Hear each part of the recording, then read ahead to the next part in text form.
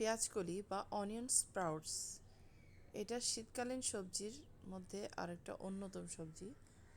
শীতকালে অনেক পাওয়া যায়। আসসালামু আলাইকুম প্রিয় ভাই বোনেরা, কেমন আছেন সবাই?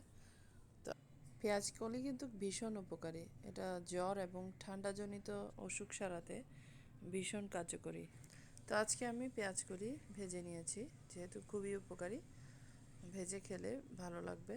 তো শুধু শুধু পেঁয়াজকলি খেতে ভালো লাগবে না, সেজন্য সাথে দিয়েছি গাজর, আলু, টমেটো, সবগুলো কেটে সুন্দর করে কিউব করে রেখে দিয়েছি। তাহলে পেঁয়াজ, রসুন, চিংড়ি মাছ দিয়ে যখন এগুলো ব্রাউন হয়ে গেছে, মশলা, হলুদ গুঁড়ো, মরিচ গুঁড়ো, ধনে গুঁড়ো সব দিয়ে কষিয়ে একটু পানি দিয়ে কিছুক্ষণ নেড়ে চেড়ে এরপর আমি কেটে রাখা পেঁয়াজকলি, আলু, গাজর, টমেটো সব দিয়ে এরপর আমি ভেজে নিয়েছি। তো একসাথে নেড়ে চেড়ে ভালো করে এরপর কিছুক্ষণ রেখেছিলাম চুলায়। তো একদম যখন এটা 90% ডান হয়ে গেছে, তখন আমি এখানে একটু করে পাঁচফোড়নের গুঁড়ো দিয়েছি, যাতে একটু সুন্দর একটা ফ্লেভার আসে।